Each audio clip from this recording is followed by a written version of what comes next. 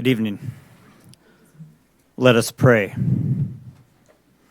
Dear Heavenly Father, we begin our meeting tonight in this Easter season with grateful hearts, giving you thanks for the many gifts you have bestowed upon us, especially the gift of our nation, our state and county, and our families, but also for the gift of this commission, their staffs and employees, each of whom work for our benefit. Lord, as this commission gathers tonight, we once again come before you asking for your help, for your guidance, and for your protection. We pray, Lord, that all the discussions, deliberations, and decisions made here tonight will be done in accordance with your will and work to serve the common good. Finally, Lord, we pray that all the works done tonight by this commission and all actions related to their work will begin in you and by you be happily ended. We pray these things in the name of Jesus Christ, your Son, our risen Lord, and ask that all glory and praise be to you forever and ever. Amen. Please stand, face the flag, and join me in reciting the Pledge of Allegiance. I pledge allegiance to the flag of the United States of America and to the republic for which it stands, one nation under God, indivisible, with liberty and justice for all. Thank you.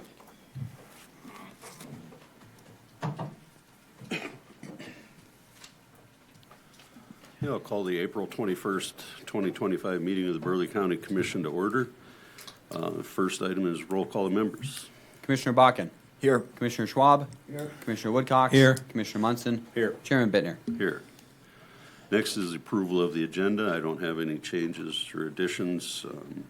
Anybody have any concerns? Otherwise, I'd entertain a motion to approve. Move to approve. Second. Motion is second to approve. Any further discussion? Seeing none, call the roll. Commissioner Bakken. Yes. Commissioner Schwab. Yes. Commissioner Woodcox. Yes. Commissioner Munson. Yes. Chairman Bittner. Yes, motion carries. Number 4, consideration of April 7th, 2025 meeting minutes and bills. Mr. Chair, Commissioner I Munson. went through the meeting minutes as well as the bills and approved those this afternoon, so I would move to approve. Second. I have a motion and a second to approve. Any further discussion? Seeing none, call the roll. Commissioner Schwab. Yes. Commissioner Woodcox. Yes. Commissioner Munson. Yes. Commissioner Bakken. Yes. Chairman Bittner. Yes, motion carries. Next is consent agenda. We got abatements, second access permit, and special use permits. Anybody want to pull something off of the consent agenda for discussion? If not, Move to approve. Second. a motion and a second to approve the consent agenda. Any further discussion? Seeing none, call the roll. Commissioner Woodcox. Yes. Commissioner Munson. Yes. Commissioner Bakken. Yes. Commissioner Schwab. Yes. Chairman Bittner. Yes, motion carries. Next, Sheriff Lieben, quarterly report. Welcome, Kelly.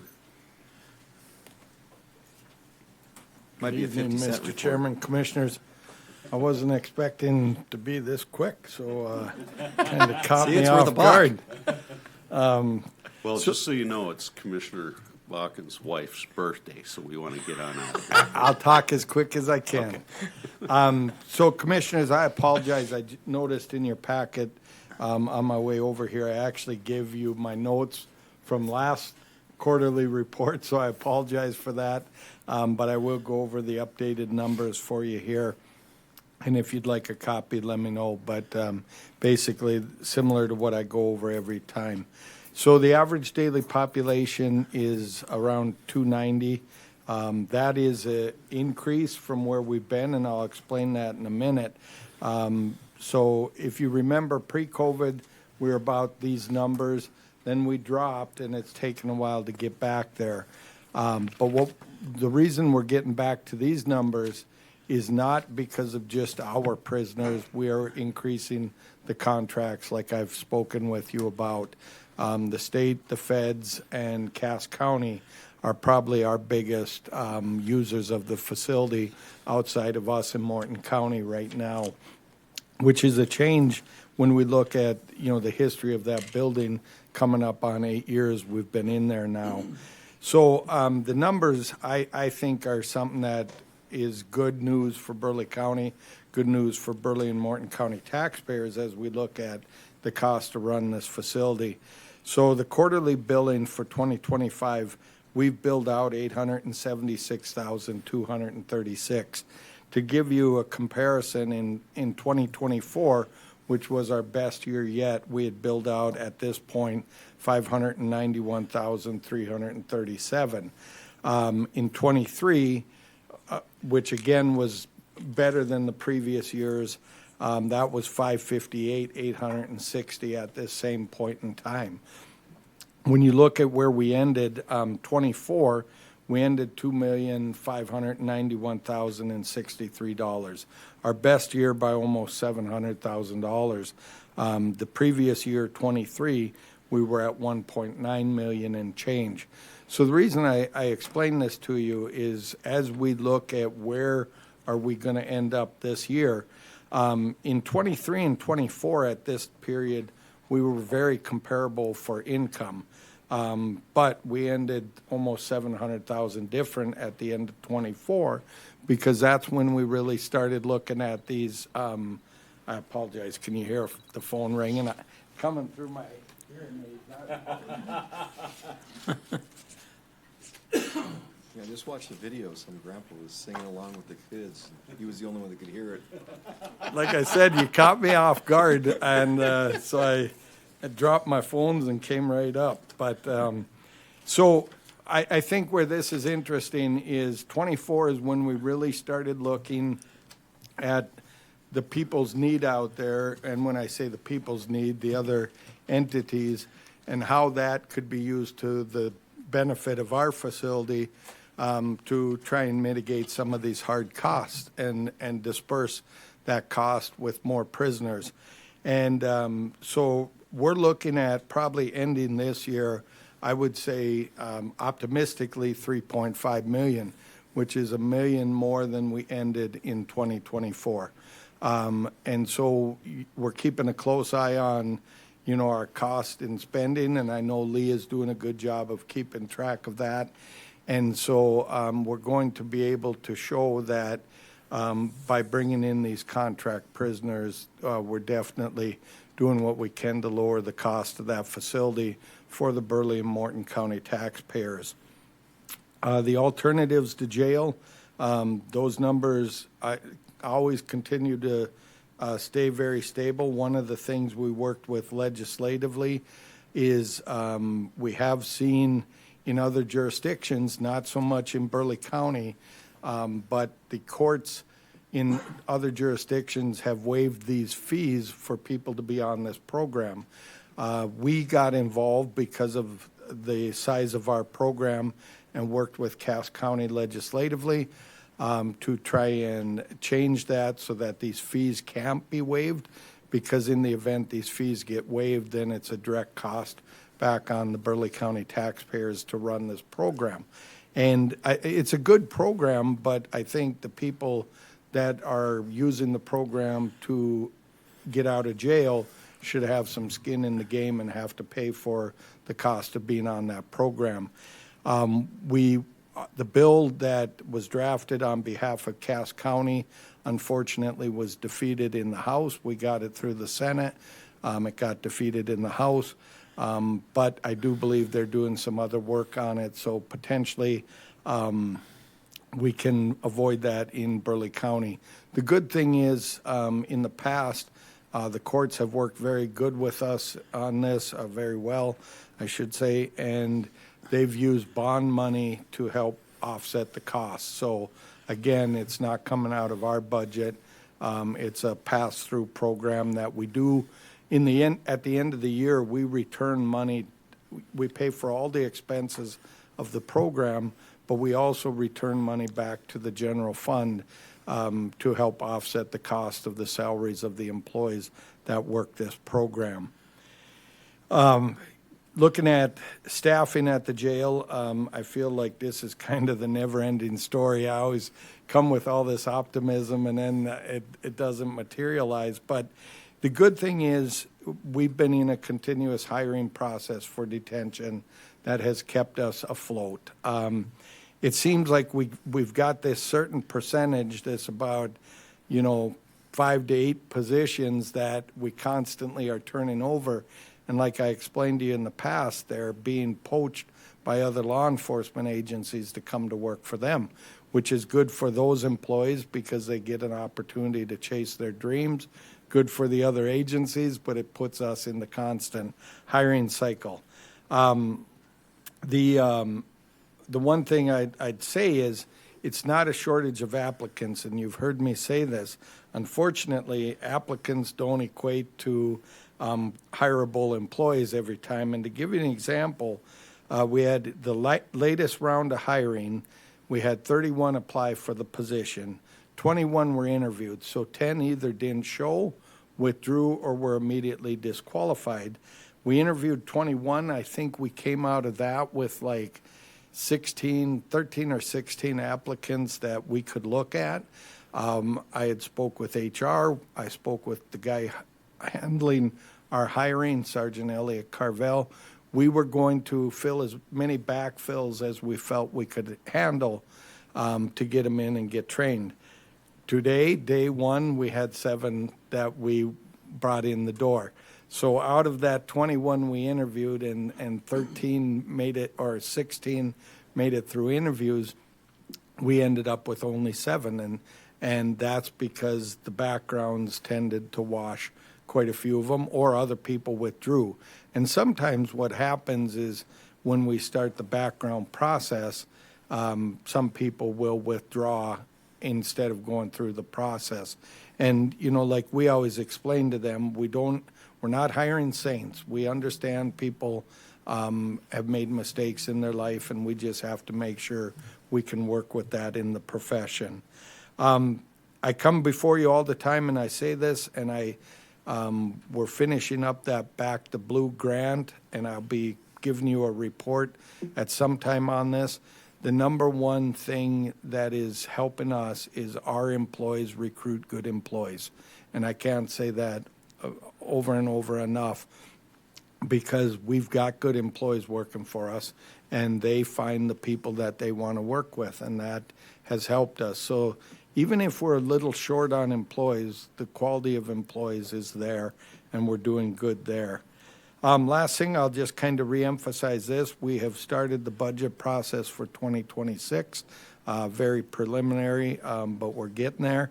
The big thing on the detention side is we will be looking at our ability to bring in more contract prisoners and how that will equate. Obviously, we're going to have to spend some money to get additional employees, like I've spoke with you, or at least consider that. That will be before you to decide. But the potential is there, and even guaranteed beds will be part of the discussion. So before you would have to commit to authorizing us to get additional employees, we would have a contract in hand that says we would be guaranteed this amount of income to provide that bed space. That's all I have for you. If you got any questions, I'd be glad to answer them. Commissioners, any questions? Not seeing any. Thank you. All right, thank you. Good luck getting home tonight, Commissioner Bachman. Thank you, Kelly. Okay, County Human Resources Director Binder, HRIS/payroll/timekeeping software. Welcome, Pam. Commissioner Bittner and Chairman Bittner and the rest of the commissioners. I did send the memo out. We did do an RFP last year for this same product, and we decided, since Infinite Visions was supposedly integrated, that we would go with Infinite Visions. We did install the HR side of Infinite Visions, and it didn't get us anything. So basically what we paid, we paid them to get the other half of our program.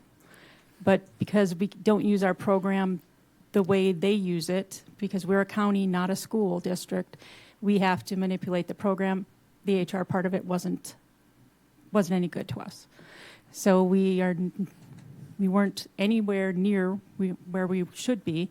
What they promised was a timekeeping system, and what they told us is that once we go to the online cloud platform, that they do have a timekeeping system, and they demoed it for us, and it's basically it's a very basic system that is just time entry. It doesn't do scheduling. It doesn't do anything else. It's just people entering time. and there's no workflow approvals that you can do. It's just really basic. So we did go back. I had expressed concerns last year about Infinite Visions, so we did go back to the other two vendors because they were so close in price, and we've been negotiating with both ADP and Paylocity, and Paylocity has come up with the best quote for us, the best price. We did get them down. With the online program like Paylocity, you're not buying the software. You're paying per employee per month for the different software programs. So we will have an ongoing per employee per month charge. With every payroll, there's that charge. There's also a setup charge, but we got that with Infinite Visions anyway.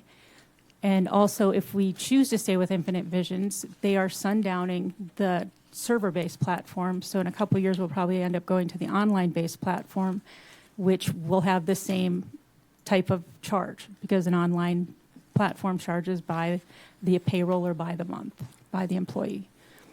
And the reason why we need a timekeeping system and a payroll system that can integrate is because we have employees that are manually looking at time cards. We have employees completing paper time cards. We have supervisors that are looking at time cards, looking at leave slips, trying to prove time, and we have mistakes. Last year we had the $20,000 mistake for one employee, and you would think that that would be easy to find, but it was in one of our big departments that has a lot of overtime. So it's not something that readily sticks out. So if we have an automated timekeeping system, we don't have to worry about all these people checking time cards. We did an informal survey of what is the time it takes each department to check their time cards every payroll. And we took that by their hourly wage for the employees that are checking the time cards, and we come up to about $2,500 a pay period that it costs us just to have employees checking time cards. Well, to run the payroll for Paylocity, it's $3,000 per pay period, and you get the payroll, the HRIS, onboarding, you get everything. And also a scheduling component that the Sheriff's Department thought that they could use for their 24/7 scheduling. So I'm here today to ask if we can move forward with Paylocity, approving them as our vendor, knowing that there will be ongoing costs, but I think that's going to be inevitable in the future anyway. So any questions? Commissioner Buck? Yes, Pam, so down the road, are we going to run into any issues, kind of like we did with this other system?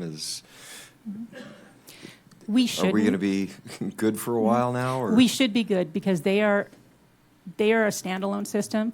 What we have now is we are like an trying add-on. to integrate multiple platforms and make Well, it we're fit an to our add-on needs. Yeah. to the general ledger. We're not a payroll system. We're just a feature. And this is a payroll system integrated with an HRIS system. So it's a complete platform.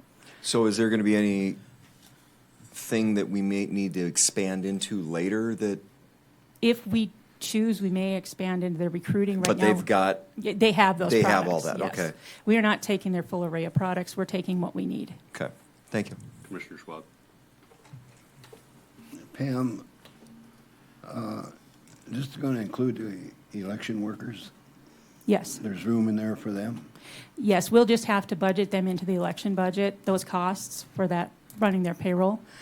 But they will be on there. They will be able to fill out time cards online. We'll be able to track them just like employees. I think that is our best option at this point, is just putting them on as employees. So then they'll get their W-2s from the payroll system. W-2s on Yes. time? Yes, it'll be from the payroll system. The payroll system automatically does that with year-end checklists. We do that. Okay, would this also have a feature where you could integrate the 1099 process for like vendors and contractors? You probably could, but I think the vendor process should stay at the auditors. The 1099 process should stay at the auditors because that's their accounts payable system. I mean, it says that you can do expenses on it, like expense reports, but I don't know if it's a 1099. We didn't explore that option because I assumed accounts payable would stay down at the auditor's office. Okay, well, we can talk about that further. But it is an option if we want it. Commissioner Schwab? Mr. Chairman, Nope. when we have an election, a major election, we jump up to 450, but then the next year, we go back down to 275 or whatever. Will this fee go up and down depending upon how many employees we have? Right now, we're at 374 employees, just regular employees. Really? That's not our seasonal. So the highway department has seasonal employees. Okay. So we might get an extra 2 or 3 more. So, yeah, it's per pay period. So the election workers, whatever we're paying them, those pay periods, like 2 pay periods in Right. June and 2 pay periods in November, that will bump our numbers up, but we'll just put that in the elections budget for that year. And this, if I might continue, Go the ahead. total price you have of 83,000, is that in the ballpark of what we've been paying? Right now, we don't pay for our feature that we have through Infinite Visions, and that's the problem. It's breaking. It's not meant for Oh, okay. counties. It's meant for school districts. So it's meant for teachers on contracts, not employees that are in a right-to-work state. And our benefits, we've had to finagle some of the features of it to be able to have it adapt to our employees. And because we did that, we can't do reporting off of it. So, yeah, we don't pay a lot for it now, but we're not getting a lot.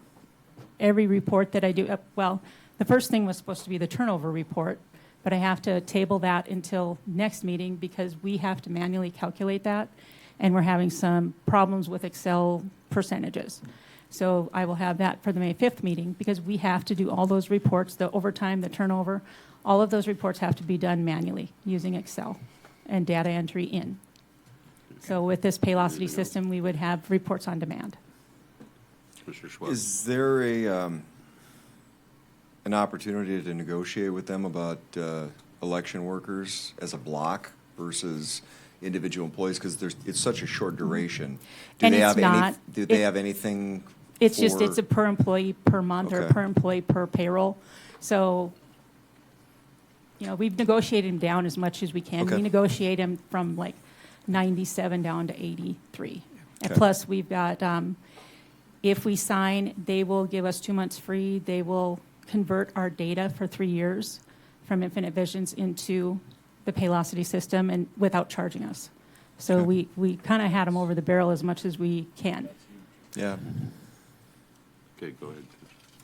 Well, I'm just gonna say that, the second meeting 2 years ago, Commissioner Munson brought this, and I brought up this thing, and it's about time we get going. I move that we give the lady what she wants. That's a wide What? open Okay. motion. Well, Can we quote you on that? Actually, on the very last paragraph on the third page there, it's the second page if it's double-sided printing. I have the motion Okay. of what we need. Okay, so your motion would be what's in the packet, right? Okay. Yep, to accept Paylocity The as other the thing, I new. read this and got nauseum, and there's a lot of savings too there on account of the staff having to do Oh, yeah. Yeah, what they're there's no doing, so question it's about gonna that. be an offset, so I'm not concerned, I'm concerned about having 3 different deals that don't do the job, No, so. it's long overdue. I have a motion, is there a So second? whatever you Second. wrote on the end, so moved. Second. We have a motion and a second. Any further discussion? Seeing none, call the roll. Commissioner Munson, Yes. Commissioner Schwab, Yes, Commissioner Bakken, yes. Commissioner Woodcox. Yes. Chairman Bittner. Yes, motion carries. Thank you, Pam. Okay, thanks. And we will go for the October start date, like I had said, the calendar, so that we have it in place. So the W-2s for 2025 will be done out of Paylocity. Okay. Okay? Sounds Thank good. you. Thank you. County Planning Director Flanagan, Schatz special use permit request, amend Article 8, Section 30 data centers and a BESS moratorium. Welcome, Mitch. Good evening, Commissioners, Mr. Chair. The first on the agenda is a special use permit that was recommended approval at the Planning Commission at the April 9th meeting. This is for an office space on Jason and Jenny Schatz's property. It's a 620 square foot building that will not meet a minimum 900 square foot for residential use. So this special use permit would be restricted to office space only. He has a trucking company, and he wants his wife needs an area to work for space and computers and the paperwork and all that instead of in their house. It was voted, recommended approval by a vote of 6-1. In the packet is a copy of the special use permit, which states that is to be used as an office space only. There was questions at the commission meeting of whether this would require a septic system, and we said yes, and they have an application in our office right now. So we're waiting for you whether or not you want to approve this to issue the building permit and the septic system. Okay, Commissioner Bakken. I had two questions. One, is their intent that this is going to be a permanently located building, or at some point, is it going to be constructed so that it could go away at some point, or are they going to permanently mount it?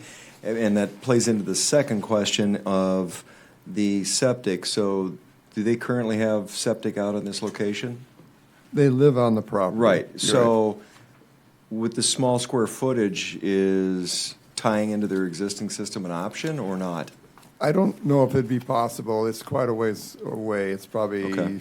600-800 feet away. And I Okay. don't know what the elevation drop or difference is, but if they wanted to do that, they'd probably have to have a pump system in it and a small lift Okay. pump. And then Then far as is it going to be a permanent fixture to the property, or is it going to be constructed so that it's just long-term use? And Commissioner Chair Bittner, Commissioner Bach, and that was not brought up at the meeting. The foundation for this would be a four-foot pier system that would have to be included in the placement of this mobile home. So it could be there for a while. If Okay. they wanted to convert it into a house or something like that, that would not be a possibility unless they came back and took the special use permit out and replatted the property and all that, go into that through that process. So I don't know if he's here tonight. I don't see either one of the owners here. But that was not brought up at the meeting. That was not discussed or asked. I definitely would have called them. okay. Commissioners, what are your wishes? I move we approve the special use permit. Second. Motion second to approve the permit. Any further discussion? The only Commissioner addition here would be making sure the septic system is part of that motion. Mm-hmm. Because that was very specific at the planning and zoning, is we approved if the septic system was applied for. Yeah, that was contingent. Yep, it's contingent. Okay, that's clear. Okay, call the roll. Commissioner Bakken? Yes. Commissioner Schwab? Yes. Commissioner Woodcox? Yes. Commissioner Munson? Yes. Chairman Bittner? Yes, motion carries. Next. Next on the agenda, Commissioners, is the amend the Article 8 to allow data centers that become necessary to consider amending the current Article 8 within, allow data centers within an I district under a special use permit. Data centers are facilities that contain large amounts of computer systems, IT infrastructure, used for remote storage, processing, and transmission of digital data. Article 8, ordinance for data centers, was presented to the Planning Commission on July 10th, September 11th. Public hearings were held on November 13th, February 2nd, and April 9th of this month. So this has been heard many times at the Planning Commission. This is the first time it's presented to you guys. So. Starting off, data centers are an intensive land use. The large ones especially. This ordinance is directed towards 50 megawatts or larger. So that these are large. This ordinance affects anything that's above the 50 megawatts. Anything below that, we're going to have to work on developing a second ordinance for those. So these are for very large facilities. They are a challenge to standard zoning policies.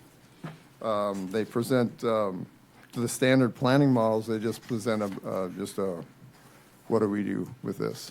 And some of these are large. The one in Ellendale is, by the time it'll be finished, it'll be 2.5 million square feet.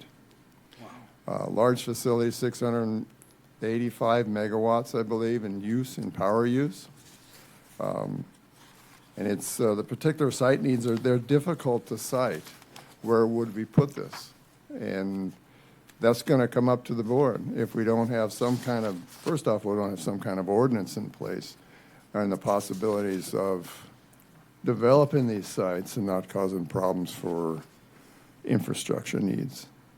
In my mind, essentially, they're spot zoning because we don't have anything like this large, 50 megawatts or more. There are data centers in the city of Bismarck, but they're much smaller. They don't take anywhere near 50 megawatts of electricity. The city of Bismarck and Mandan take about 150 megawatts of power. So that's how large these electrical needs and water needs for cooling the facility and that sort of thing. They're big structures. They're industrial type buildings. They're tilt up. Usually, they're tilt up buildings. Construction. Some of them are not. And there was much discussing with Nick Phillips. He came twice to our meetings, and I didn't design this for Nick Phillips. Basically, this was geared toward any facility that comes to town. From what I can tell, Nick does a really good job. Applied Digital, they do like a fantastic job for building buildings and that sort of thing, and they spend a lot of money. This is, I don't know, several $1 billion project in Ellendale. But we have things in here that are part of the ordinance to protect Burleigh County from an abandonment of these facilities, and the decommissioning plan, and the reclamation bonds, surety bonds that may be required with these facilities.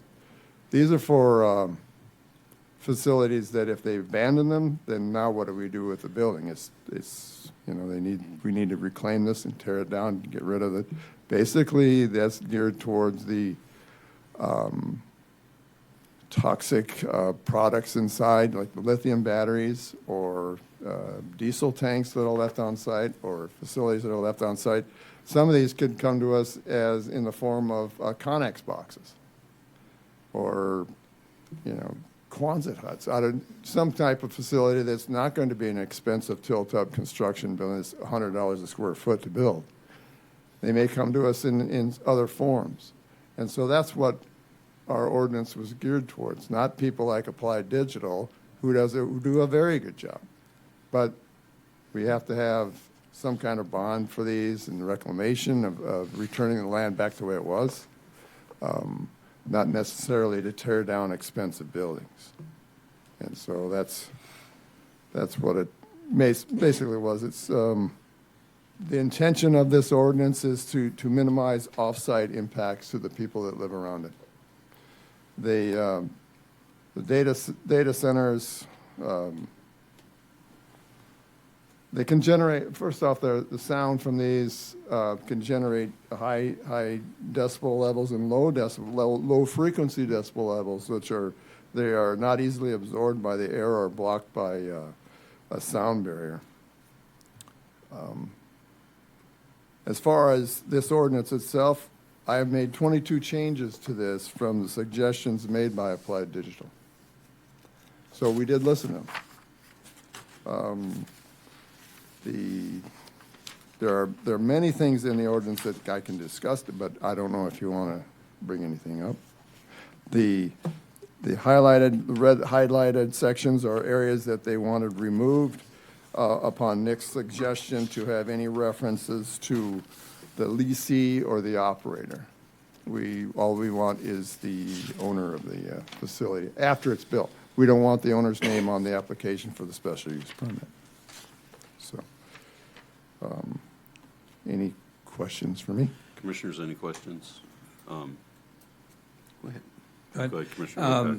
This ordinance, once it's created, would that be effective on outside of the city limits of Bismarck only, our ordinance? It would be in our jurisdiction. That would be outside the ETA. Okay. There are 31 townships in Burleigh County that are not under our jurisdiction. Okay. So he could go to them. Right. They may or may not have an ordinance. Right. Okay, thank you. I mean, anybody can go to and ask another township for sure, but there's 31 townships that are not under our jurisdiction. Commissioner Schwab. My question is, these buildings use a lot of power. And I really don't see a safeguard in case, we have to start shipping power down south. Who's going to get cut off? The data center or the citizens of the county and the city? I mean, that is an issue that has always bothered me. Nobody has ever said anything about it, but who gets the power? That would be a PSC question. This is under their commission, because they are they are like siting corridors for the location of where that power is going to be. And who's going to use the power? The one in Ellendale, they happen to have enough electricity there. So, what's going to happen in the future? We don't know. I don't have an answer for that. Sure. Commissioner Munson. To kind of answer Commissioner Schwab's question, part of the application process requires the agreement between the electrical provider and the developer to make sure that the power is plentiful for the facility before Mitch would even get a chance to look at the application. So I understand your concern and I agree, but there has to be an agreement in place between the two parties to make sure that the power is available. Just to give you a little background, part of the reason this has taken on so long is some of it's myself. I know that the Association of Counties and the League of Cities have been working on a model ordinance. They asked us if we would push this back to June until, so they could get through the session and then be able to get their opportunity to work on the ordinance. I believe in Mitch's comment the other day that without having an ordinance, we're susceptible to some concerns, and so we did move it ahead a little bit faster than I would like. But as I've talked to Mitch, when the model ordinance comes out, I would ask Mitch and this committee to look at the model ordinance and see what works best for everybody. One of the items in my motion that I removed was the distance. In our ordinance, it's now set at 1 mile from any residence. It was set at a half a mile. We also have in the ordinance a sound, the amount of sound that's allowed in the ordinance. So I'm not sure if we need to have 1 mile and the maximum decibels that are emitted at that mile, or if a half mile is fine. Again, since we already have the decibel rating in there, I'm happy moving it forward with the way Mitch has it in here for now. The only other thing that my motion did, and I'm reconsidering my thought process there. My initial motion did remove the decommissioning, but the more I think about it as a Burleigh County Commissioner, the more important it is to have the decommissioning plan available in this ordinance to make sure Burleigh County and Burleigh County residents are protected if this were to not go through. The Ellendale facility has 685,000 gallons of diesel. So if that would need to be remediated, that would be on us if this facility went bankrupt or left or whatever. Now, I'm sure the county highway department could use 685,000 gallons of diesel. But as we talked about it, again, it was one of those items that I felt was good to be protecting of Burleigh County residents, so we left it in. But again, I will tell you that when the model ordinance comes through, hopefully in June or July, it'll be back in front of us as a way, planning and zoning, as a way of comparing what we've approved versus what could be written differently. I think Mitch has done a phenomenal job at this. We went through the 6 other ordinances that he's researched to create this one draft. He's done a lot of work on this. He's done a lot of good work on this, so I want to thank Mitch for all of his efforts. I know it doesn't meet all of the developers' needs.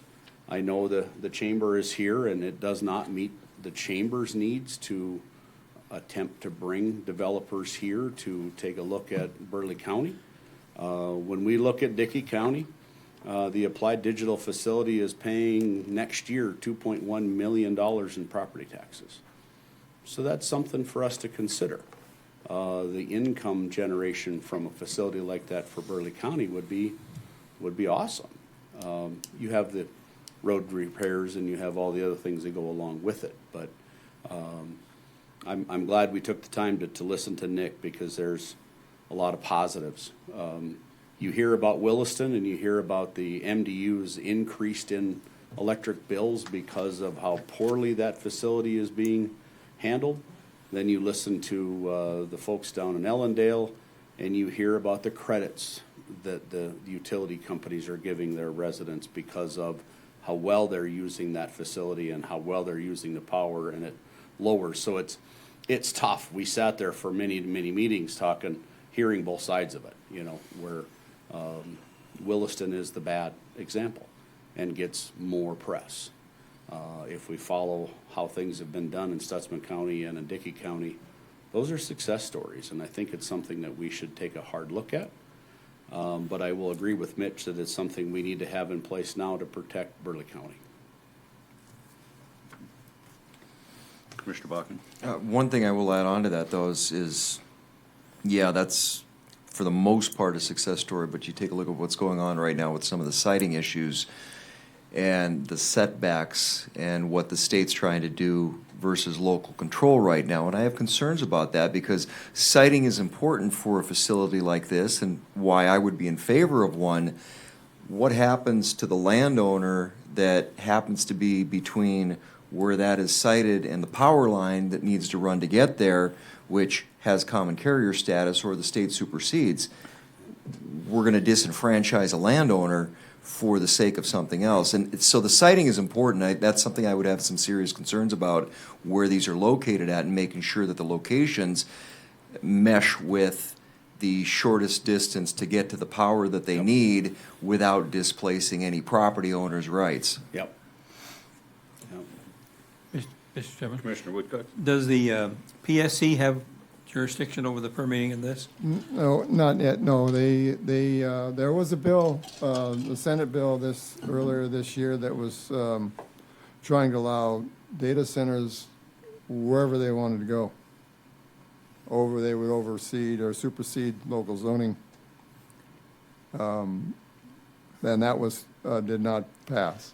Well, the PSC overrode some of our ordinances on the carbon pipe, CO2 pipe. They don't, no, So I don't want that happening again. We go through all the work, create all the ordinances, have them veto power over us. well, when you're dealing with 600 megawatts of power, I believe they have to go through this TSC to have the siting of those.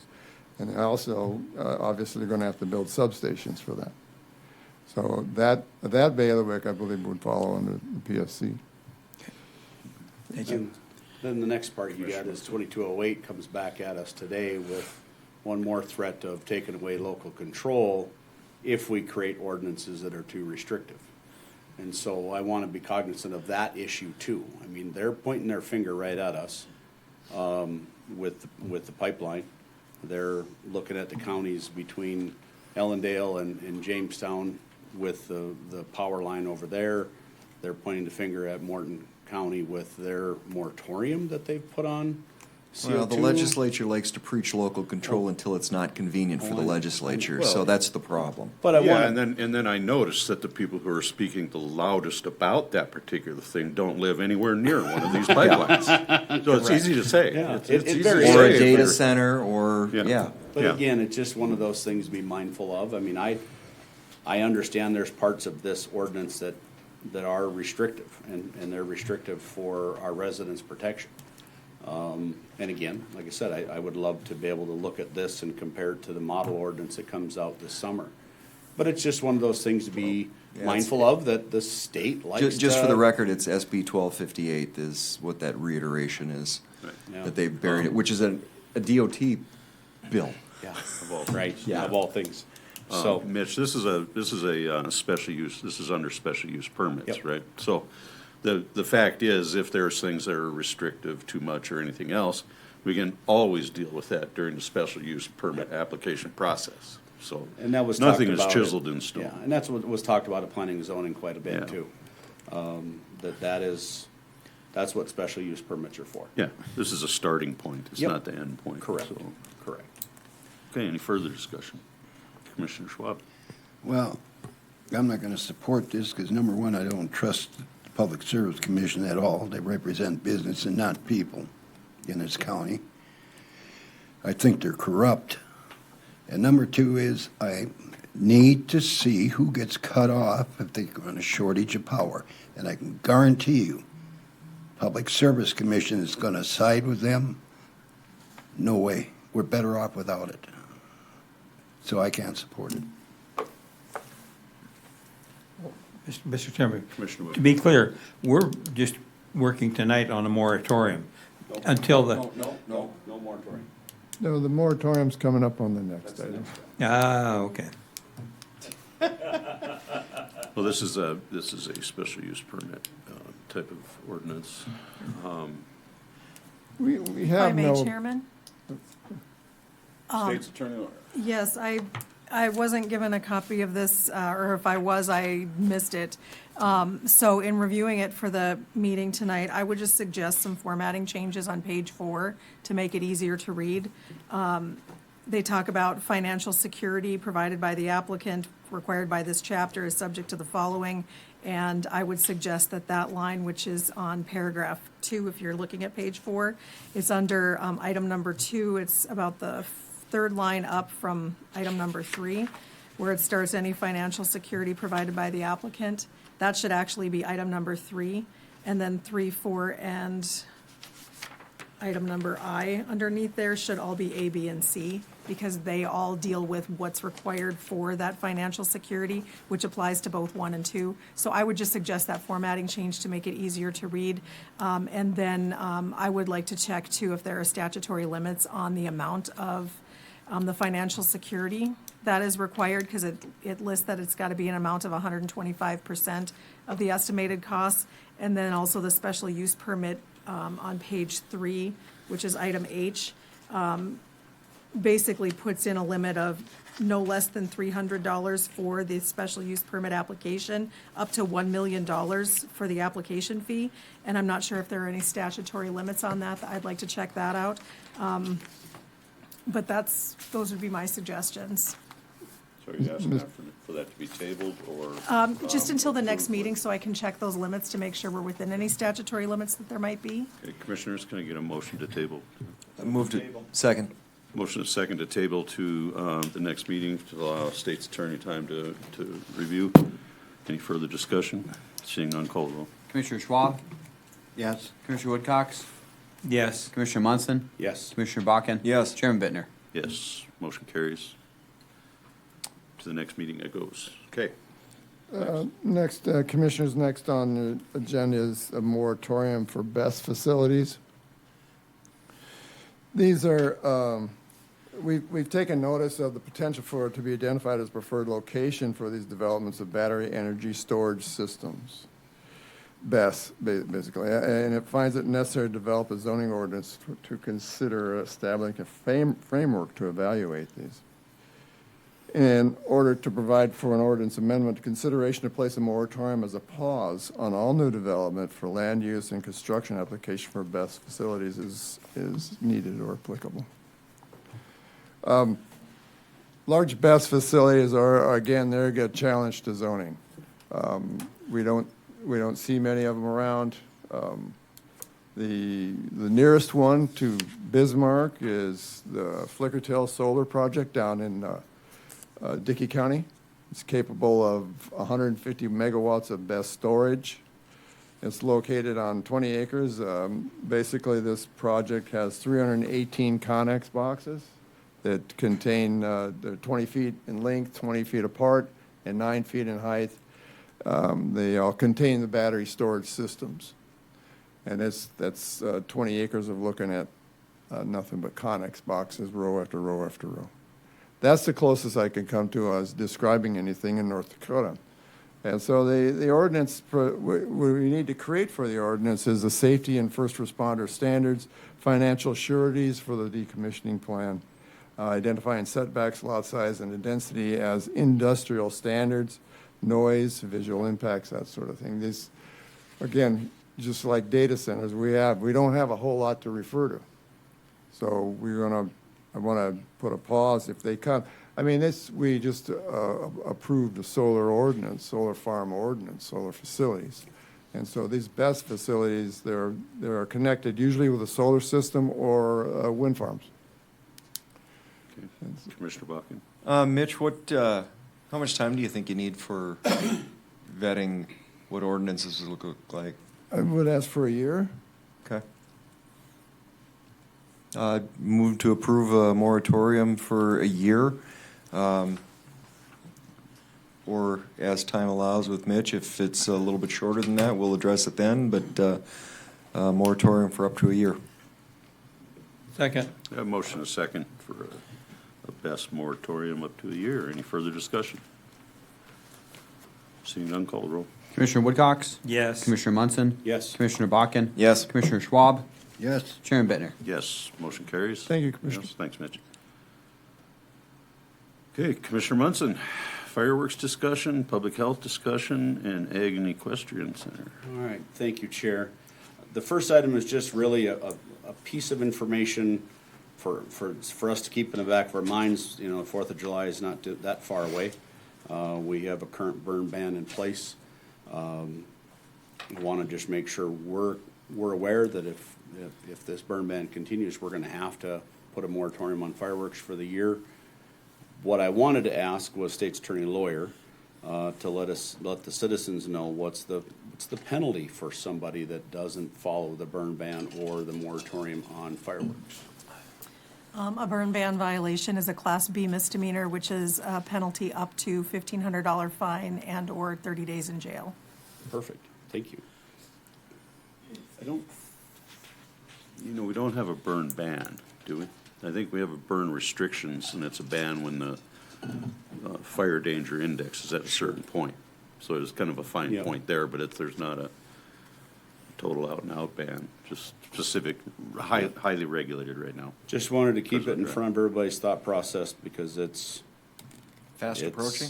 fast approaching, and then the wildfires are crazy every time I turn around and look at the news. So Yeah. makes me nervous that we're facing concerns. I would point out, though, that if a fire does ensue from a violation of that burn ban, there could be different charges and higher penalties.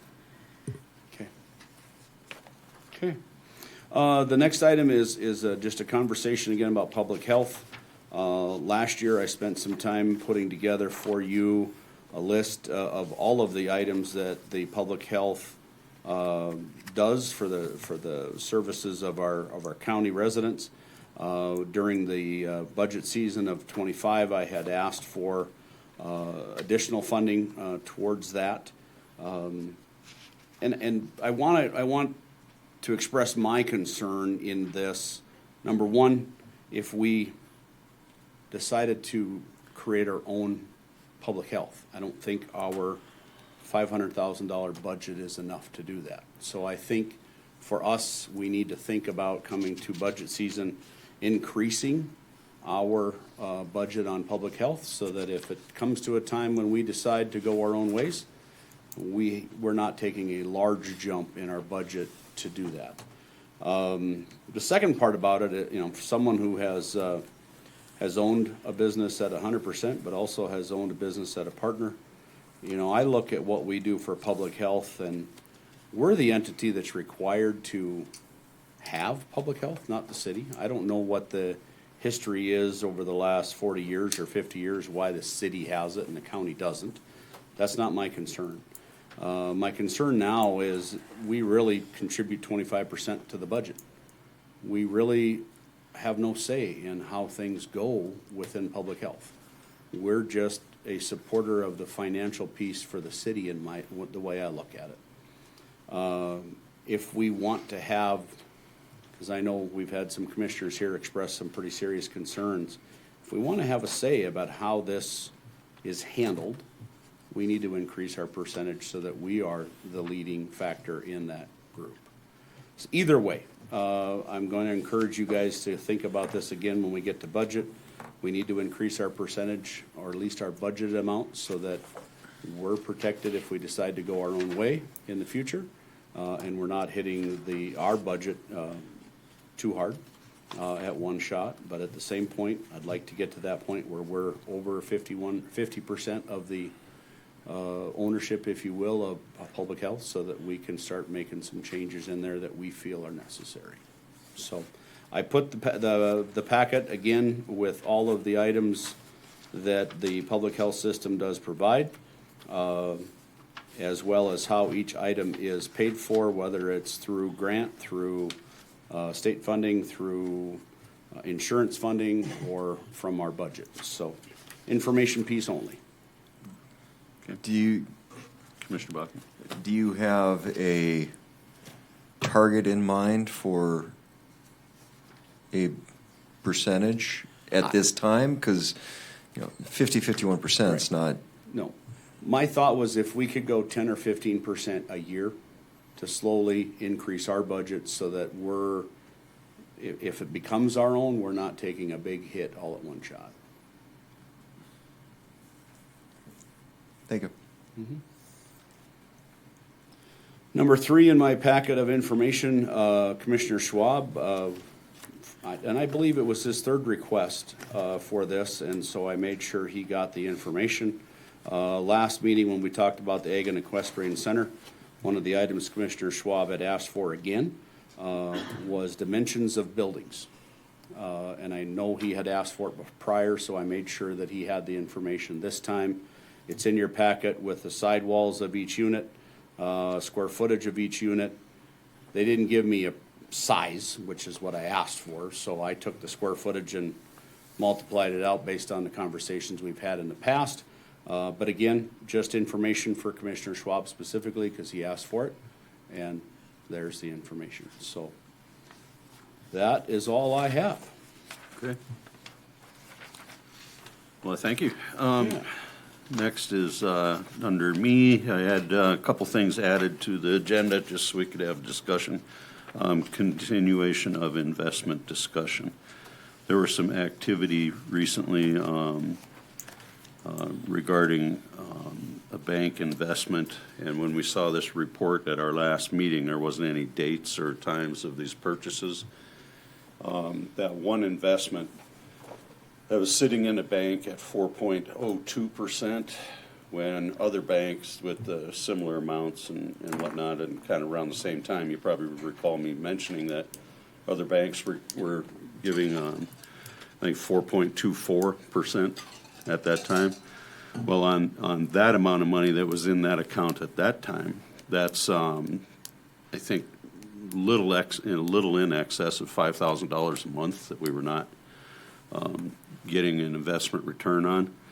And then there was some transfer of money, I think, someplace around $9 million out of that account that got kind of snagged up in something. I think I'd like to have Lee do a little bit of input on it, but it was something about a shadow account, and then there was an analysis fee that reduced the amount, the balance in this shadow account by some $25, and then it threw a big wrench in the gears on this investment transfer of $9 million. It was like a pretty significant mess, and I don't know if Lee, if you have some details on that.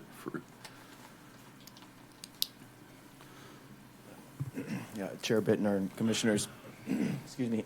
Yes, in fact, the transfer was initiated on the 15th. Once it's initiated, there's a review email that goes out that basically says someone needs to approve this, which is done by logging in online. Maybe you could call too. I'm not real clear on that.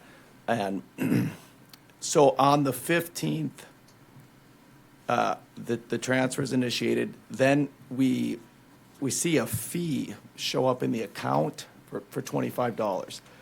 And then what happened is for whatever reason, the transfer was not approved for 2 days. And so the transfer is sitting in this clearing account and the fee is sitting in the clearing account. And then when we do go on in and approve the transfer, we don't have sufficient funds because the $25 fee reduced, obviously, the amount available to transfer by just that much. And so that got kicked out. So then we had to go in and initiate another transfer. We did call the bank today and ask what happened with this fee.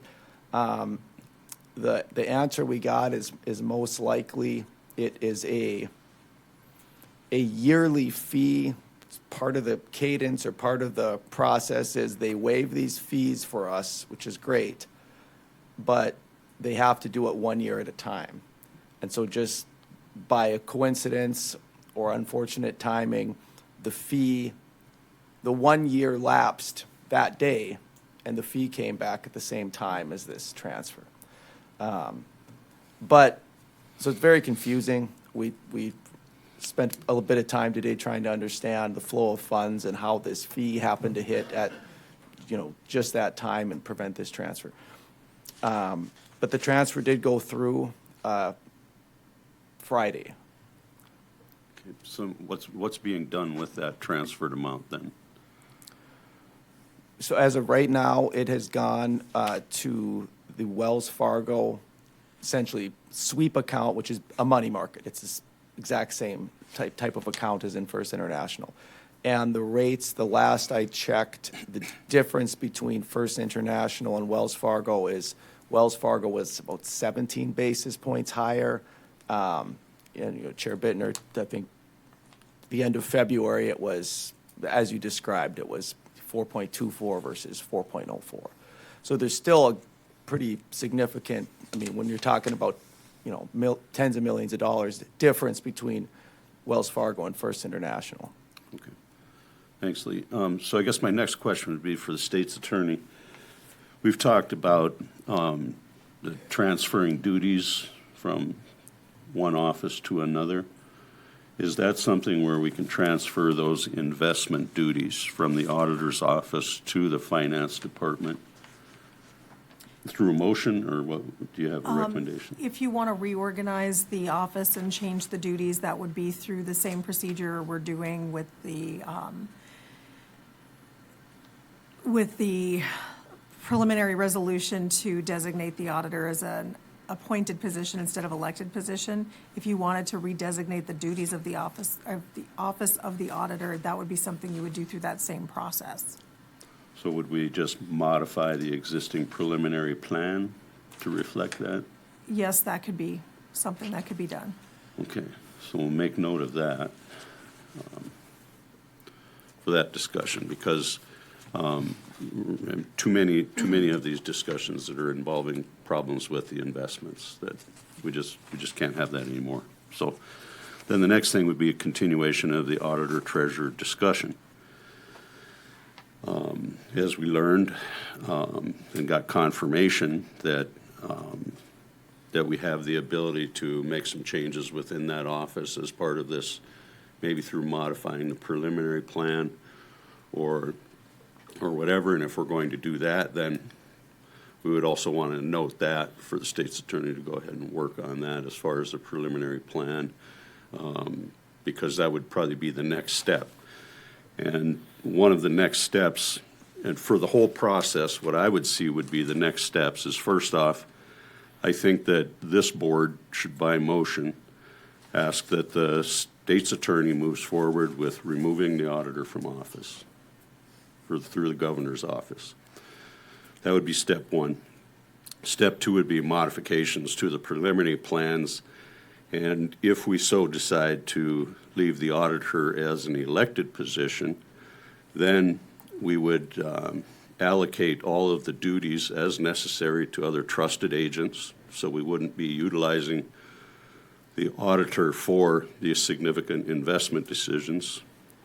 And then at the end of that, then, because we would probably separate the duties and create a treasurer position, that if we transferred the investment decisions, for example, to the finance department, I think that's more fitting that would be under the treasurer role.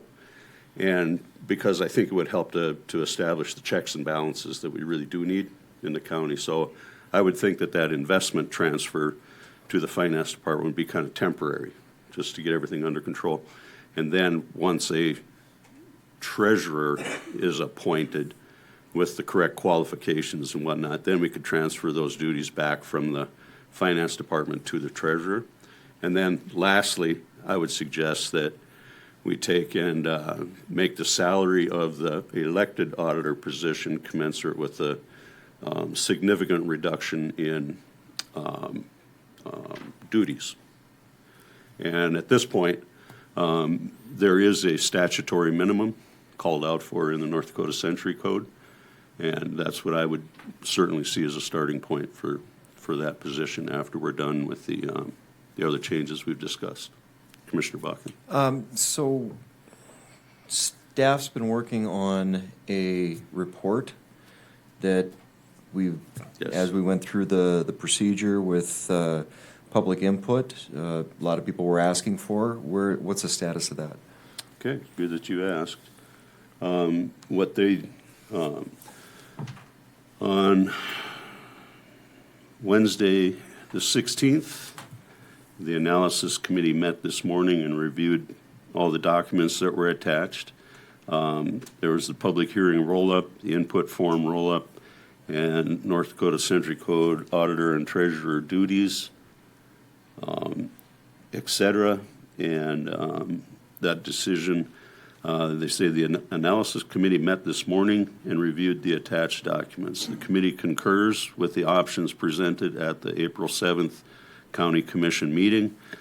One was to redesignate county auditor treasurer as appointed by resolution, and two was to separate county auditor treasurer into two or more elective or appointed offices by resolution. Example would be either elected auditor, appointed treasurer, and that sort of thing that we just discussed.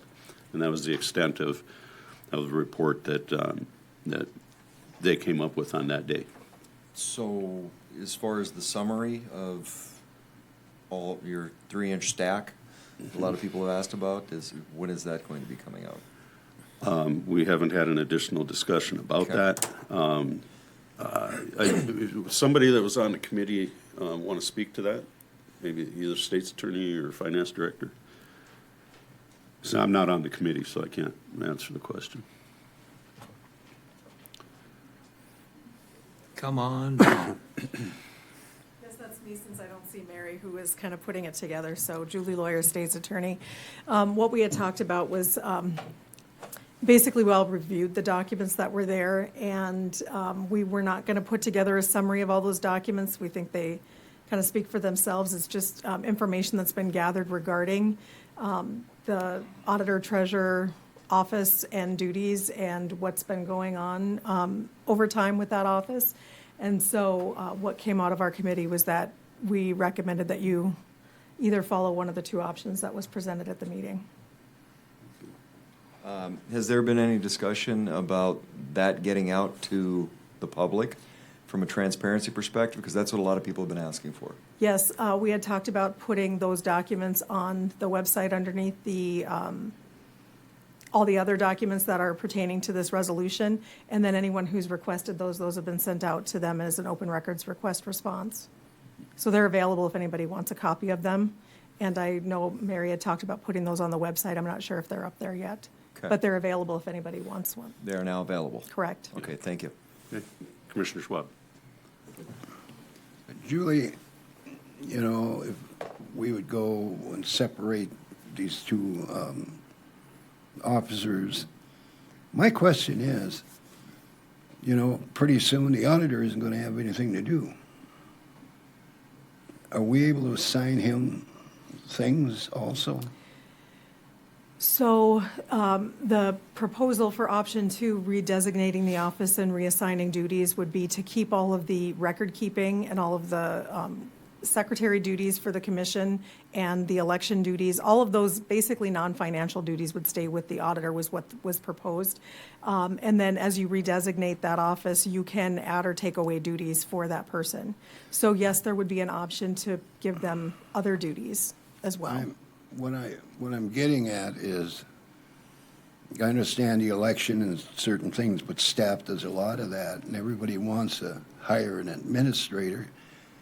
maybe he should be turned into an administrator, however this thing goes. Kill two birds with one stone.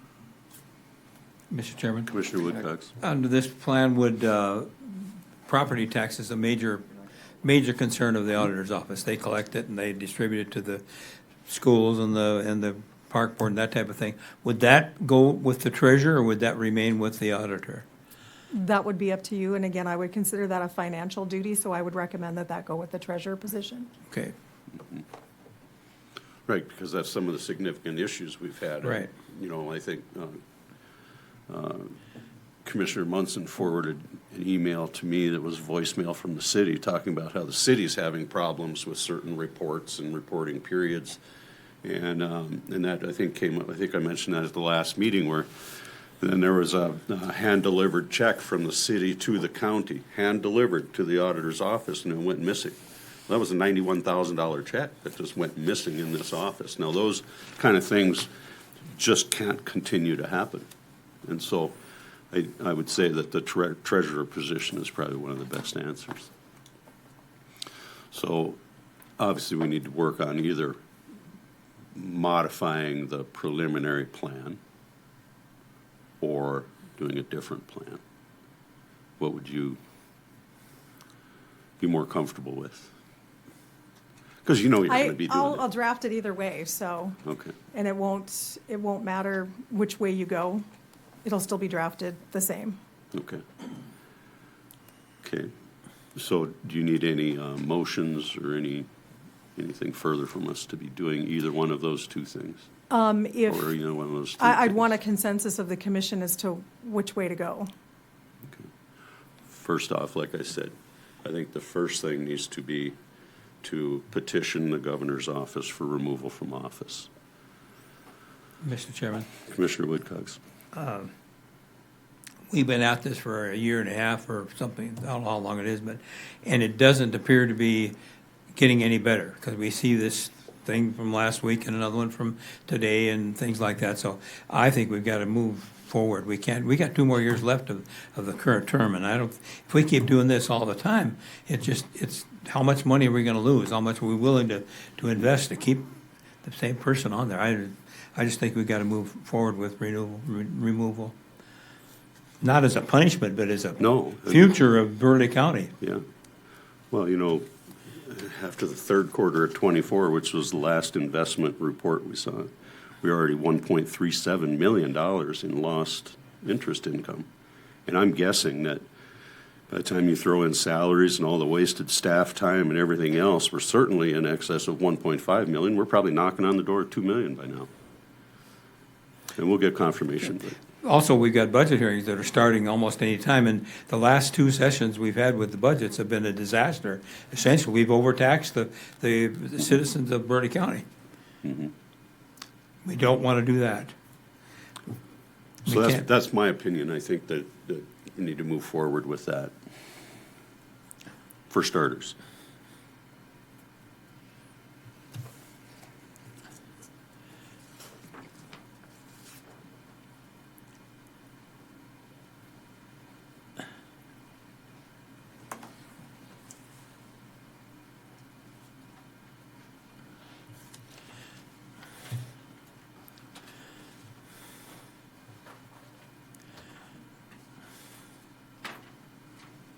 So I don't think you need a motion for asking for consensus? Is that Yeah, you're- that's what she was asking for consensus. So Is that, well, are you asking for consensus on? I'd prefer to see a motion, but. I do too. See where we sit.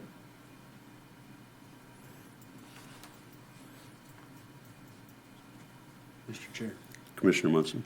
State's Attorney Lawyer, did you say that the information from the committee is online or will be online soon? I will pull up the website and see if it's online already. I know that, as I indicated, Mary Singer, who's the person I always send stuff to put online or to correct what's online, indicated that it was going to be online. I don't know if she put that up there yet or not. I feel that needs to be there because that's what we've promised the residents, that they would have that report and they would have the public hearing report as well as the online submissions.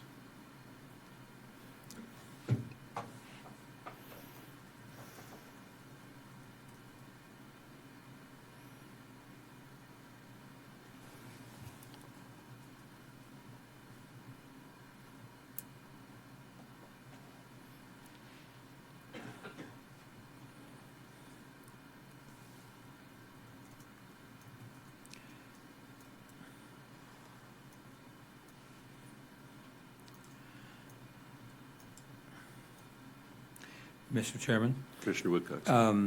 is this something that we have two ways of going? Can they be put together? So we go to the governor and we request removal, and we also proceed with splitting up the two offices, and can't that go hand in hand? We don't have to wait for one to the other, I wouldn't think. I think they're two separate. Yeah. Well, they are separate, but we can continue with at the same time. Oh, yeah, we can continue at the Okay, same because time. we don't want to just wait for one. No, The discussion on this, on the second part of this is that the direction, what's the direction we want to go with Yes. the office in the future? Yeah, right. So That's separate from. whether there's a removal or not, We still that, want it. Still gonna- that would apply in 2 years at Right. the next election. right. So, I mean, I would be in favor of splitting the two positions. Yeah, as a consensus for the splitting and rewriting the Yeah. resolution. For a consensus of that. Absolutely. Split it. Of splitting the two positions with the auditor Being elected, elected. the treasurer hired, and I would be in favor of Julie putting the i's Modified and t's on that. And move forward with the removal. Or are you talking about Two separate. Well, two separate things? Just Okay. on identifying what that position looks like in the future, or positions Right. look like in the future. To move things along, I'll move that we direct our state's attorney to apply the proper channels to go to the governor to have the auditor removed. Julie, did you find out anything yet? I'm pulling it up. Okay, sorry.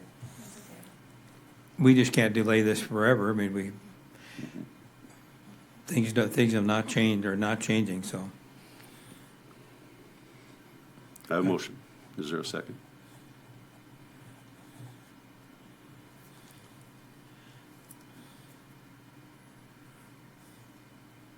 I will second it so we can get the discussion opened up. Okay, so I have a motion and a second. Further discussion? State's Attorney Lawyer, can you run us through the process of what that is like to petition the governor for removal, please?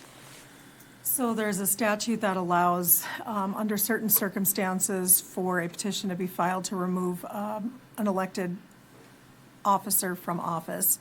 The petition has to be filed by the state's attorney of the county with the governor. The governor then provides that petition to the attorney general's office. Per statute, an investigation then ensues for up to, I believe it's 30 days. And then the attorney general will make a recommendation to the governor to either proceed with the removal proceeding or to deny the petition. If it goes forward with a removal proceeding, then there is actually a hearing that's held. And then an ALJ is appointed to hear the hearing and gives their recommendations to the governor, who makes the ultimate decision as to what will happen. And that's kind of the short version of it. Time frame for that?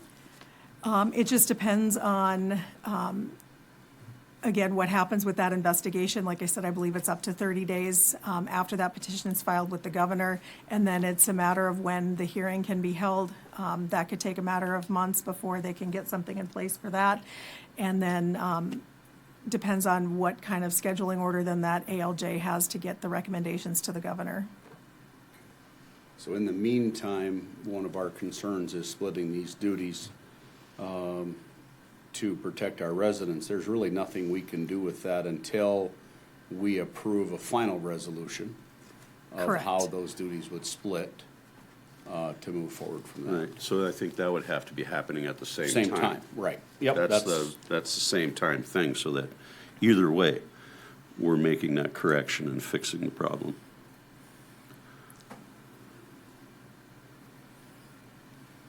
Correct. Okay. And I did pull up on the website. It does not look like there is a link to those documents, but I'll send an email to Ms. Singer to have her put those up there.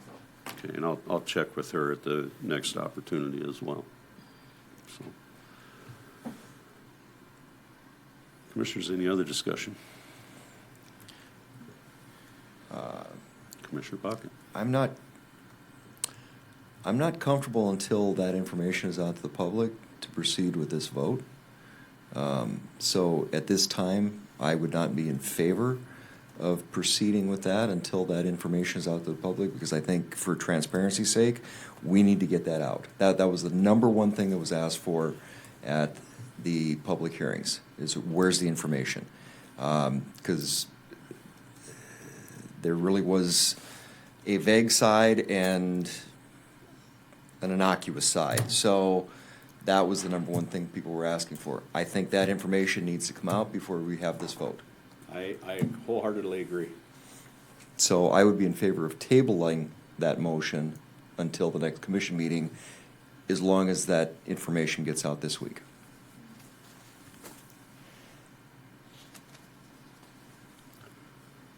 I don't see any problem with waiting on it as far as table the motion until the next meeting.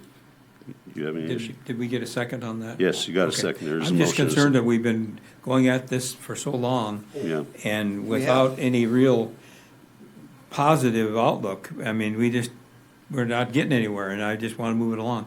That's one of the complaints I've had for the last year, is we should have had the public know more about this all the time along, and it's hard to do. We try to protect the position and the auditor himself by not bringing out this in the public, but I think that we're beyond that now. I mean, we've got to protect the citizens. That information needs to be out. I think before Well, it's we can. important to note, Yes. Commissioner, that information has been released due to public records requests already.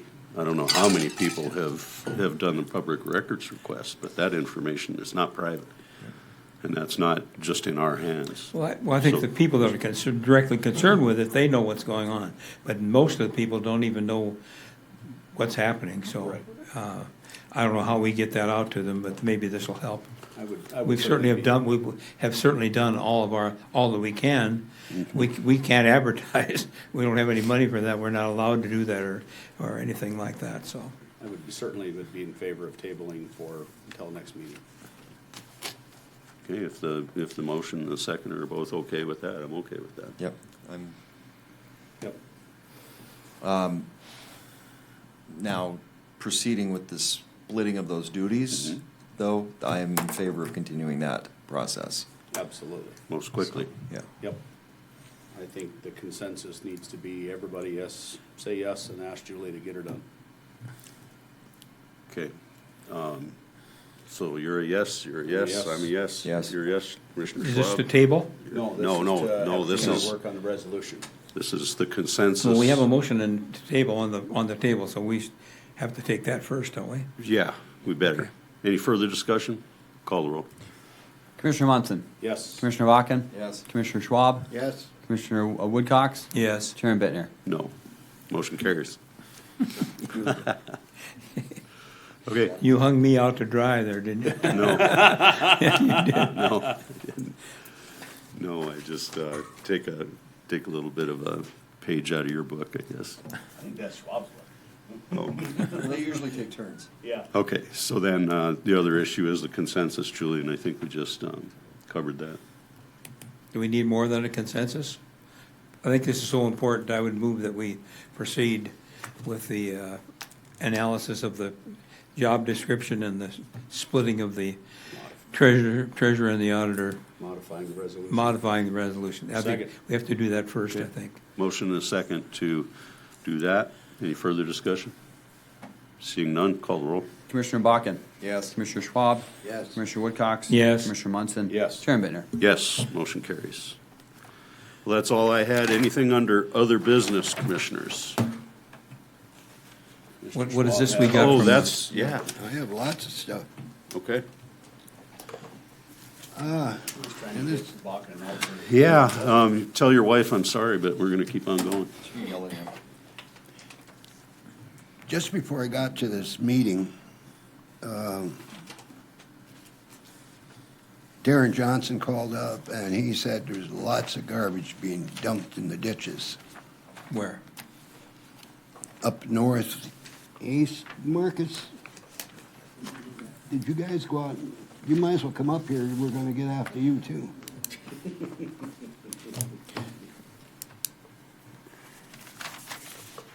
I think you sent some crews out to clean up. Commissioners, this is the first time You're hearing not of aware. garbage in the ditches, but yeah, we go out when asked to. But to there's remove certain that. areas where they're consistently dumping it. I don't know what the fine is for that. If we catch somebody doing it. Talk about Obviously, it isn't enough. What's being dumped? What's being dumped? Davenports, wood, you name it. Everything but garbage with their name on it. It's Bismarck cleanup week, not Burleigh cleanup week. So go ahead and think about that. That's, I tell you, last year, I believe it was, somebody dumped up there something like 50 dead goose that were shot. And for the fun of it, you know, they went and then they dumped them. And we may want to think about raising them fines. geese. Yeah. So for the commission's information, there is a North Dakota Century Code statute regarding littering. It says a person may not discard and abandon litter, furniture, or major appliances upon public property or private property not owned by that person unless the property is designated for disposal, which of course, if it's in the ditch, it's not. The penalty for that is an infraction, which is at least a $200 fine unless the property or the litter discarded and abandoned amounted to more than 1 cubic foot in volume, and then it's a Class B misdemeanor. There are also civil penalties associated with that. And then litter is defined as garbage or refuse, solid waste, things like that. So there is a statute on the books for that. It's just a matter of investigating and determining who committed the offense. So the question is, how do we raise the penalty? Commissioners, you can't really raise the penalty because if you did pass an ordinance, the most you could do is a Class B misdemeanor. You can't exceed what's in state law. So since it's already in state law, there wouldn't be any point to pass a county ordinance. You have to go up to the hill. I guess that's the end of that. Okay, next. Okay, the next thing is, Commissioners, may I ask the attorney a question on that? Can in some way, the cost associated with removing that garbage from the ditches and taking it to the dump and the dumping fees be included in any kind of fee or fine that they pay? So I didn't look up what the civil penalties are for, if that's included in the civil penalties, but for a criminal case, if we can establish that restitution needs to be done to make the victim whole, we can ask for restitution. Okay, carry on. well, I do drive the roads a lot. And I would say in 2 weeks, I'd have enough furniture for a house. It wouldn't work, you couldn't sleep on it. So it seems like it's getting worse, so I don't know if we're at the maximum fines or not, but we better get there. That being said, the second thing is a letter that is a draft letter that I gave to Julie to find out why Ducks Unlimited can tell us whether or not we can build a road. Right. I Mitigate reviewed land. that. Because mitigating land right now is $80,000 an acre. Yeah, the problem I had with that when you first mentioned it to me is this is a non-governmental organization that has somehow worked out to where that they're kind of in the driver's seat, Yep. so to speak, Well, on this Marcus- wetlands mitigation. Maybe Marcus, Marcus tell can us tell how us that more, works. but it seems to me, and that's why I suggested writing a letter to our senators and representative, just to find out, because there was this Waters of the U.S. ruling that I thought clipped the wings on Corps of Engineers, and suddenly now you got somebody else that's involved. Marcus? Yeah, Commissioners, the rules are going back and forth depending on what administrators are in charge of the Corps and stuff like that, or what, who's the president at the time. So things have been fluctuating on that. There was cases that have been to the Supreme Court and have clipped the wings in some areas. However, in linear roadway projects, we still have the requirements that we need to meet as far as mitigation of wetlands that we fill in.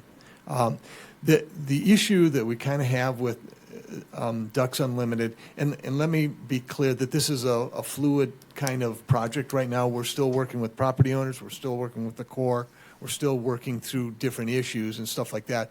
So we haven't actually given the Corps an application yet for them to respond to say this. However, behind the scenes indications, they would like us to use an off-site mitigation for this particular project that we're looking at. Off-site mitigation, by and large, means Ducks Unlimited and going with their process. This particular project that we're looking at about 7.5 acres at $85,000. Well, we're in over $600,000 then. That project's dead if that's what we have to do. We would much prefer, what's that? Can I interrupt you there? Yep. Yeah, I guess I can, but I don't mean to. We have land that we're mining for a gravel pit, and I think that we would be able to, if all things were equal, we would be able to offset wetlands with just our own property that's designated as wetlands, couldn't we? Absolutely. That's a great question. And we had that discussion about 2 years ago. We actually hired a consultant to start the process to establish a wetland mitigation site at our property that we own that is right on the headwaters of the Apple Creek River going up there. I thought it was an excellent opportunity for us to create something at that location.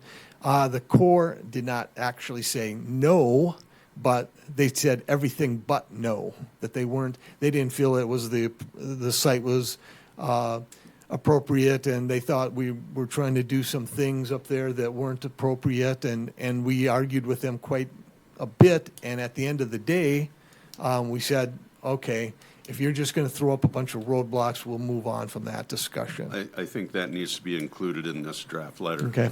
Commissioner Bakken? Quick question, Marcus. Matching fund projects, like a federal road project or a state road project, when there's matching funds involved, do the matching funds play into the cost of the wetland mitigation?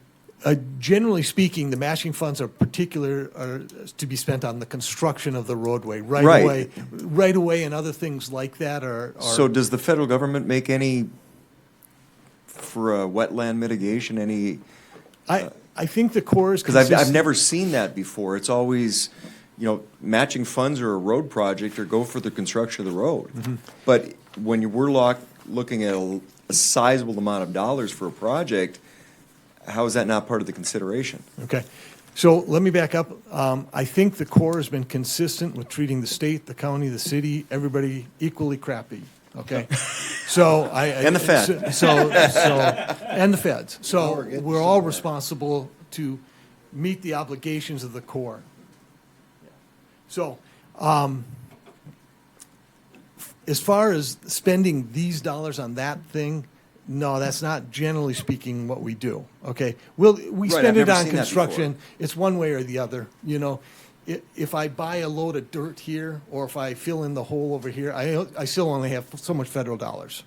I can use it for this, or I can use it for that. At the end of the day, but if the I'm feds gonna want use to it for the construct construction. I-94 or 294, whatever, and there's wetland mitigation that has to take place, where does that money come from? The state usually, that's part of the state matching part of it, and if we do with a project, it would be the county matching part of that. So, now in this particular project that has stirred this up, it's all local funds, and we're doing it with our local forces, so there's no federal money involved. So,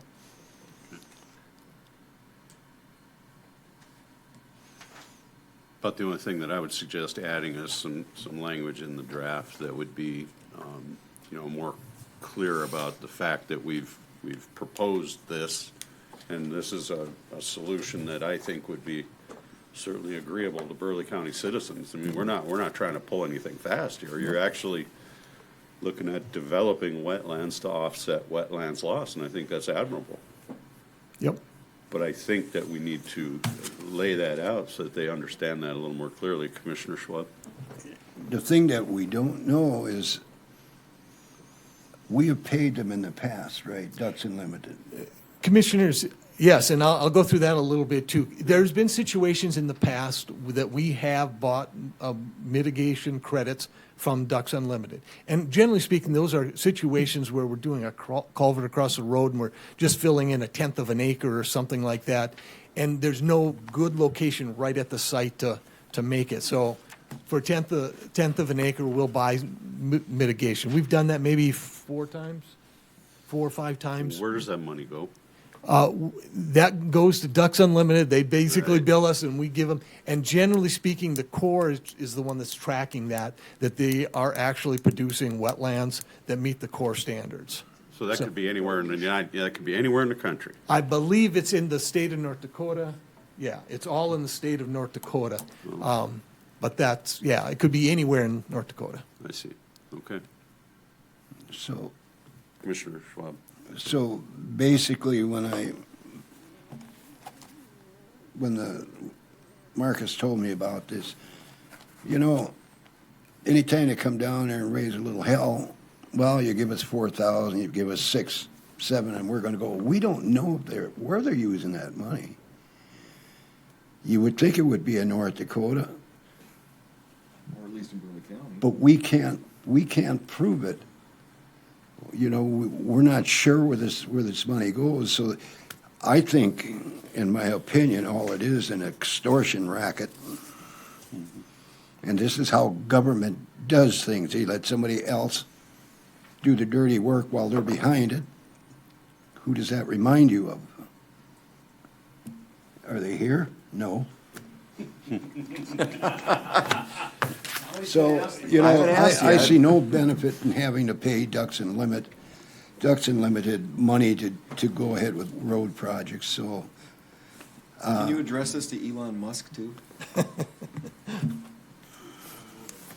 So anyway. So are you looking for a consensus on the letter? Because I think obviously we want you to send, I think. Yeah, I don't think we have to vote on it or anything. Yeah. I would be in favor of consensus with some language added that the chairman recommended. Yep, same here. And commissioners, let me, you know, at this point, it's just FYI, we're still meeting with the developer and stuff like that.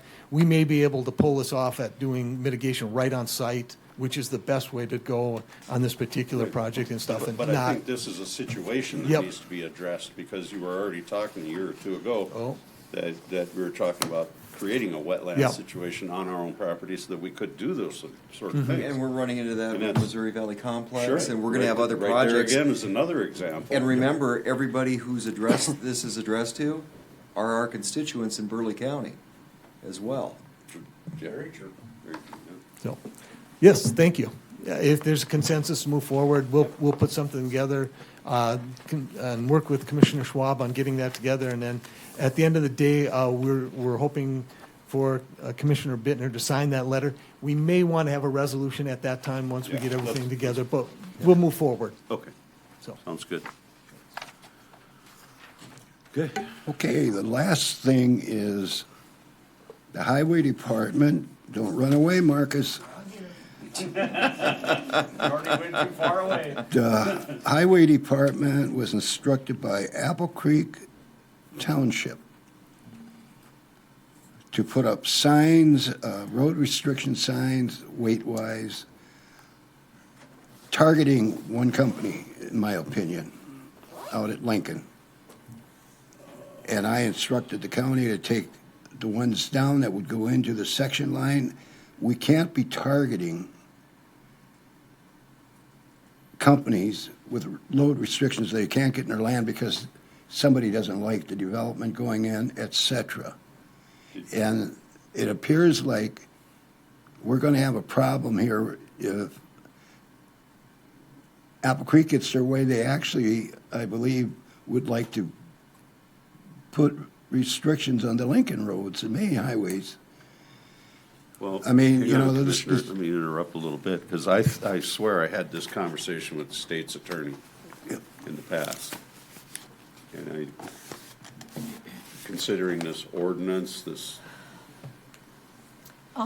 Mr. Hall had asked me about this particular ordinance back in November of 2024, and I had sent him an opinion that, in looking at the Century Code, there is nothing in the Century Code that allows a township to enact an ordinance, and there is nothing that allows them to do what they're doing.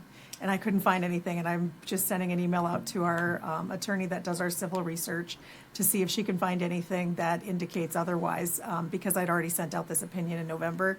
I don't know where this came from, who typed it up, who drafted it, who adopted it, but I don't believe it's got any effective law. okay, so that was my memory of it, and so I think we'll wait, if you don't mind, we'll wait until some additional information from the state's attorney. On that, Commissioner Bakken? I do know one of those roads is adjacent to Lincoln, and I actually have the mayor of Lincoln here. Did you guys enact any road restrictions or approve any road restrictions as far as Lincoln's concerned?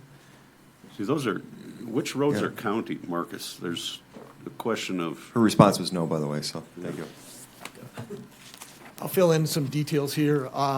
There actually isn't any county roads at this time. However, 22 and 80th Street are both section line roads, and at some point in the future, as you know, the county has been taking over section line roads within the area of the suburban townships, I would call them, so that we can maintain a network of traffic roadway system. So we've been doing that.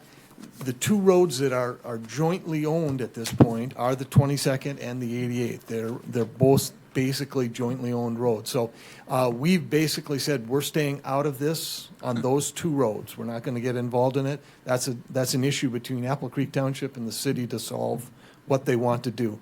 I do know that Apple Creek Township is looking at getting signs made privately and putting them and hiring someone to put them up on those two particular roads. Who enforces that, Marcus?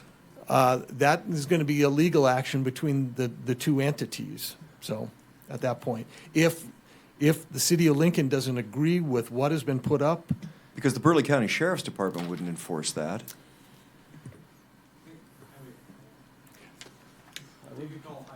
they could have called Highway Patrol, I suppose, but I don't know exactly who would necessarily enforce it, but disagreements between entities like that are usually solved in the court system, so. okay, well, I think it's And- important to point out that the state's attorney is, Right, we're the attorneys for the county and deal with all of these things. And the violations that they have in this ordinance say that it's a municipal infraction. An infraction is a term of art in criminal law for a non-jail offense, but it's a fine. But it does indicate in here that it's a civil infraction, and it's civil forfeiture for not more than $1,000 for a first violation, $2,000 plus cost for a second violation. Someone would have to file that in court, and it's not going to be our office because, again, this doesn't have any legal authority. no basis in the law. And, right, and unless the township wants to hire an attorney and try to do a civil forfeiture themselves. But again, this has no force of law, so.